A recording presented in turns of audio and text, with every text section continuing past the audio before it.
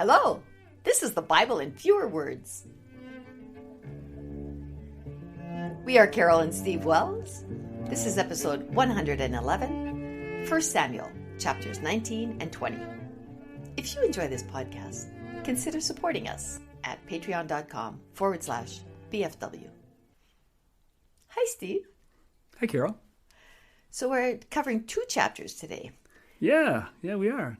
Recently, we've been only covering 1. I know. And they've been kind of doozies. Yeah. I guess we'll just move ahead. Yeah. Well, when we get to First Chronicles, we'll be moving pretty quickly because that's a kind of a boring book. So we'll cover that one quickly, make up some ground there. All right. And I just want to say, with regard to last episode, the order was 100 Philistine foreskins, and David was so excited to do that he took 200 Philistine foreskins to buy his wife. Okay. People will remember that. Right. Okay. Yeah. All right, let's go. All right, chapter 19, verse 1. Saul told his servants and his son Jonathan to kill David. Okay, that's kind of a weird order, isn't it? Why is he doing that? I don't know. He just made him his captain, and he's Happy the with only his guy work. that can get rid of his evil spirit from God. But he's upset because he's afraid of him, because he's loved so much by the people, and because they're singing songs about him killing more people than he kills. Oh, yeah, he's a little jealous. Yeah. And it's his son-in-law now. Yeah, I don't think he knows that David's going to take over the kingdom, but I think he kind of suspects that he might. He's worried about it. Okay. But Jonathan was delighted by David. So he said to David, "Hide in a secret place until morning. I'll keep an eye on my father and tell you what he's up to." okay, so David is not going to kill Jonathan. Right? He loves him. You mean Jonathan isn't going to kill David? That's correct. No, yeah, I think that's safe to say. Mm-hmm. Verse 4. Jonathan tried to talk his father out of killing David, saying, "David never did anything to hurt you. You saw him kill that giant Philistine, a.k.a. Goliath. So why do you want to kill him?" And it seemed to work. Saul swore that he wouldn't kill David. Meanwhile, war broke out with the Philistines. So David went out and killed them with a great slaughter. God's evil spirit plagued Saul, and he tried to kill David by nailing him to the wall with his javelin. But David slipped away. Now, David is pretty nimble. This is the second time he avoids his javelin. Yeah. So David's wife, Michal, told David he'd better leave. And she helped him escape through a window. Then Michal put an image in the bed to make it look like David was still sleeping there. Saul said... Hey, wait a second. Yeah. That is a peculiar thing. Oh, an image. Yeah, it is. So like a picture. No, like a god, like a one of those graven image things that they're not supposed to have. But they're teensy-eensy. Like, is it supposed No, to look like... I think this is a big image. Okay. Yeah, So, big like- life-sized image. So he's under the blankets, kind of. It looks like maybe a body is in there. That's right. That's the idea. Okay. I don't know what she's doing with an image, or David, because it's kind of Against their the place, rules. I guess. Yeah. Okay. So verse 14. Saul sent messengers to capture David, but Michal said David was sick. Saul sent messengers again, who said to Michal, "Bring him to me so I can kill him." So I'm just wondering, I guess they're living in the same house together. I think so. Mm-hmm. Okay. But when the messengers looked for David in his bed, they found the image that Michal had put there. Saul said to Michal, "Why did you deceive me by letting him escape?" Boy, she's between a rock and a hard place. Yes, she is. So Michal said, "Because he said he'd kill me if I didn't help him get away." Yeah. Well, that's weird. Verse 18. Okay. David fled to Ramah and told Samuel that Saul tried to kill him. So Ramah is where Samuel lives. Mm-hmm. It's not far away. It's about 10 kilometers north of Jerusalem. So I'm trying to remember, Samuel played a pretty big role. In fact, this is 1 Samuel. Yeah. And so he's the one who got Saul his kingdom. Yeah, and then he also is the one that selected David to replace him. Secretly. Secretly with God, yeah. Uh-huh. Mm-hmm. When Saul found out that David was in Ramah, he sent messengers to capture him. But when the messengers arrived and saw everyone prophesying, the Spirit of the Lord came upon them, and they began prophesying.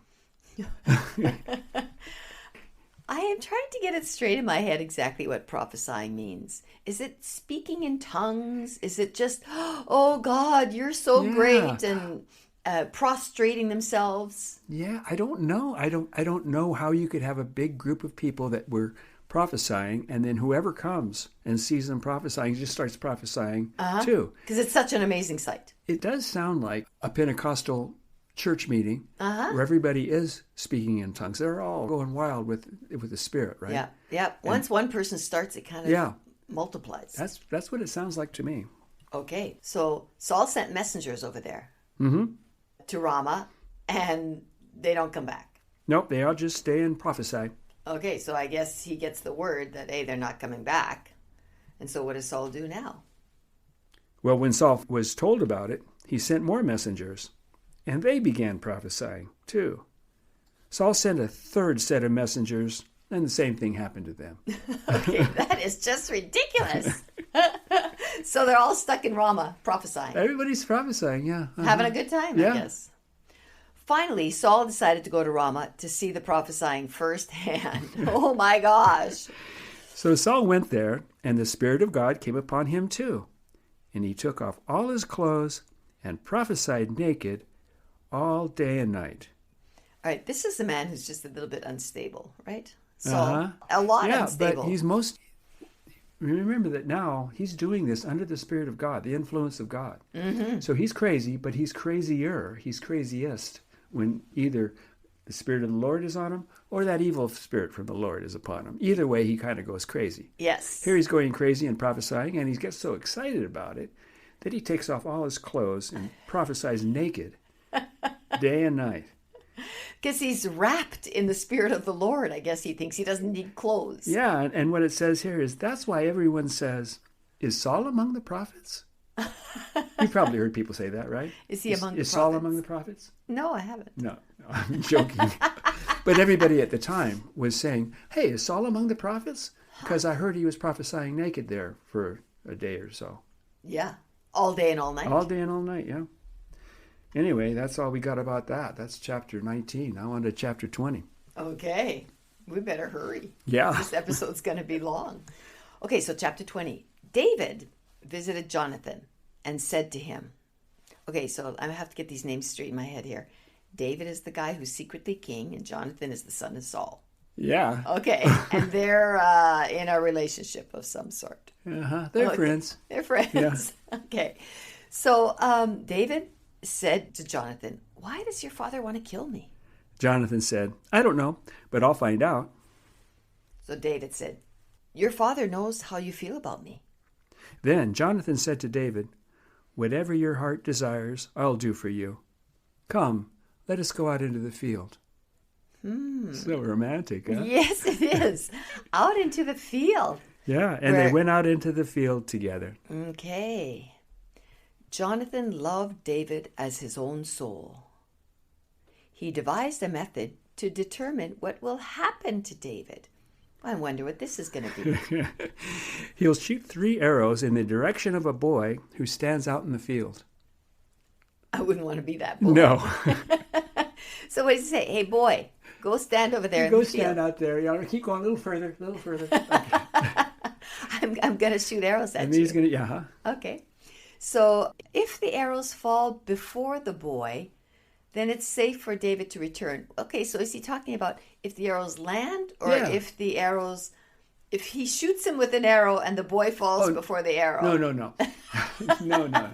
He's far enough away that he's probably pretty safe. He's not going to get hit by the arrow. Jonathan's a good archer.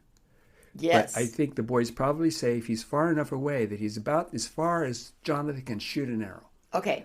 And so he's standing way out there, and then he shoots the arrow. And if the arrow lands in front of the boy, Then it's safe for David to return to his wife and his home, and Saul isn't going to kill him. Okay. But if they land farther than the boy, then God will send David away because it's not safe.